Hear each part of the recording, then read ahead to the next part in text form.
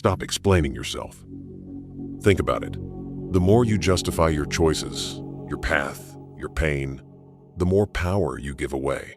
You're stepping into a courtroom you were never called to, and you're agreeing to be the one on trial. This endless need to defend who you are doesn't create understanding. It creates exhaustion. It's a game you will never win because you're playing by someone else's rules. The Stoics understood this.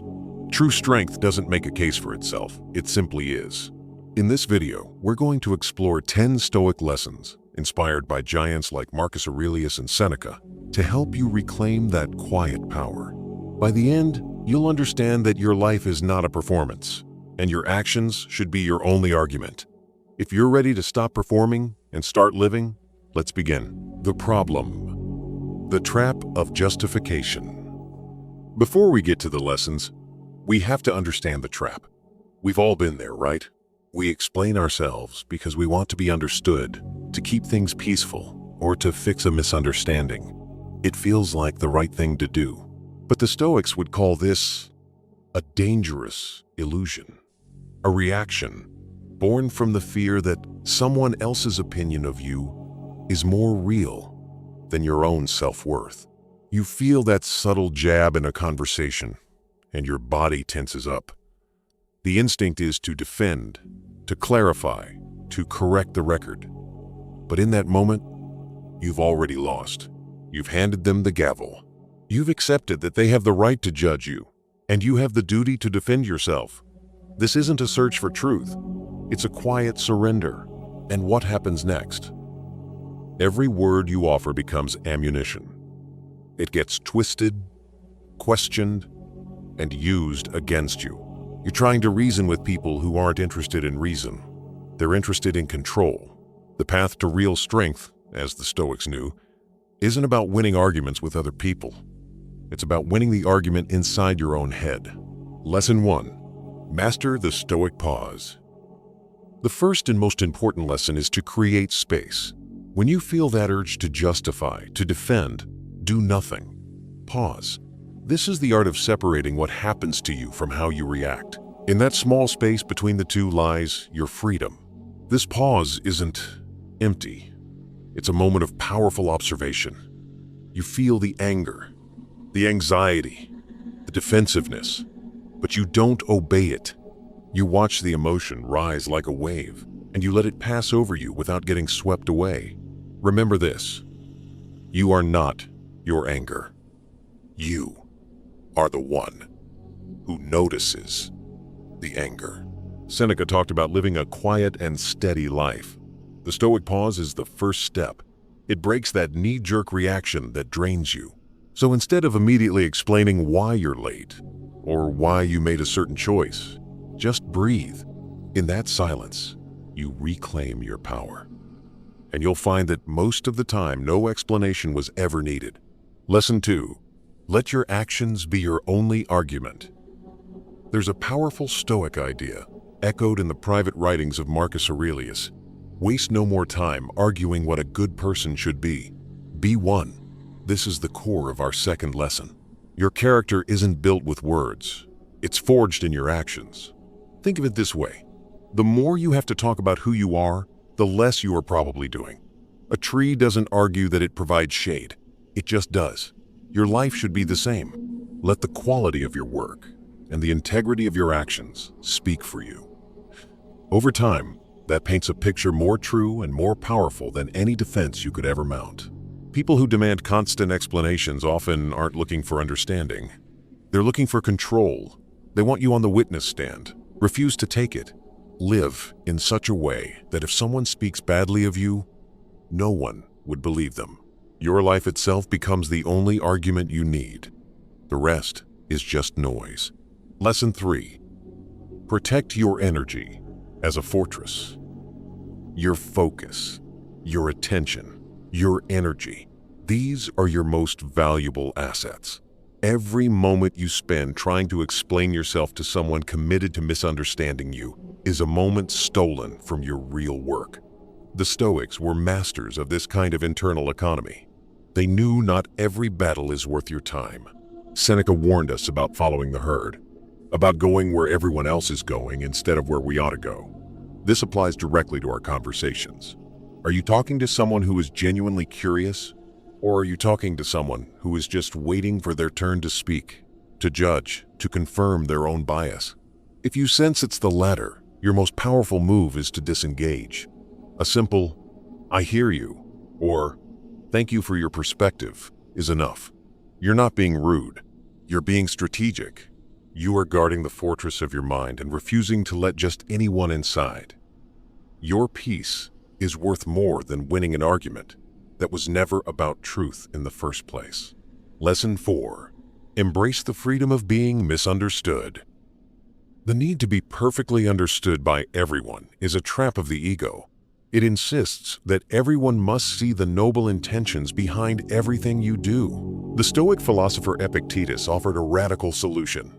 Be willing to be misunderstood. There's a classic story about the Stoic response to insult. When someone speaks ill of you, you can simply think to yourself, "Clearly, they are ignorant of my other faults, or they would not have mentioned only these." This isn't about putting yourself down. It's a profound display of inner security. It shows that your self-worth is so solid that the opinions of others are just ripples on the surface of a deep ocean. Letting other people be wrong about you is a superpower. It frees you from the exhausting job of managing their perception of you. You realize their opinion is a reflection of them, their biases, their history, their insecurities, not you. When you stop correcting every little misunderstanding, you reclaim a vast amount of energy. You find peace not in their approval, but in your own integrity. Lesson 5. Grant yourself final authority. For most of our lives, we are trained to look for approval. From parents, from teachers, from society. The habit of explaining ourselves is just a continuation of that. We are subconsciously asking, "Am I doing this right? Am I okay?" Stoicism teaches us to become our own highest authority. This means you are the only judge you need to answer to. You're the one who lives with the consequences of your choices. If you've acted with integrity, you've already met the only standard that matters. As Seneca pointed out, we often suffer more in our imagination than in reality. We imagine the judgment of others is this catastrophic event, when in reality, their opinion is fleeting and powerless. So, who gave them the gavel to judge your life? You did. It's time to take it back. Say no without a 5-page essay explaining why. Choose the path less traveled without needing a committee to approve it. Your life is yours to create. Stop handing the paintbrush to every person who walks by. Lesson 6. Cultivate indestructible stillness. In a world that is loud and reactive, stillness is power. Most people are predictable. You push them, they push back. You accuse them, they defend. The person who can remain still and calm in the face of provocation becomes unreadable. They become powerful. When you refuse to react, the spotlight turns back on the other person. Your silence becomes a mirror, reflecting their own energy, their own assumptions, back at them. They expect a fight. When they are met with quiet composure, their script becomes useless. They are left alone on stage with their own anger. This is what Seneca meant by a quiet and steady mode of life. This is not weakness. It is deliberate. It is a conscious choice to protect your inner peace from the chaos of the outside world. Practice this. In a tense meeting, be the one who listens. In an argument, be the one who breathes. This stillness makes you unshakable. In a world of noise, it makes you indestructible. Lesson 7. Your peace is non-negotiable. Many of us treat our inner peace like a bargaining chip. We'll trade it away to avoid conflict or to get someone's approval. The Stoics teach that your inner peace, your ataraxia, a state of untroubled tranquility free from fear, is one of your highest goods. It is never up for negotiation. When you constantly over-explain yourself, you're teaching people that your boundaries are weak. You're signaling, "My comfort is less important than your opinion." You train them to push because they know you'll eventually fold. Instead, Let them wrestle with their own feelings. If someone is upset because you said no, that is their work to do, not yours. You are responsible for your integrity, not for their interpretation of it. By holding firm, you teach people how to treat you. You establish that your inner state is not up for debate. This might be hard at first. Some will call you selfish. Good. Let them. In the long run, you build relationships based on real respect, not on the fragile act of people-pleasing. Lesson 8. Live by an unbreakable inner code. Integrity is the foundation of a Stoic life. The word itself comes from integer, meaning whole or complete.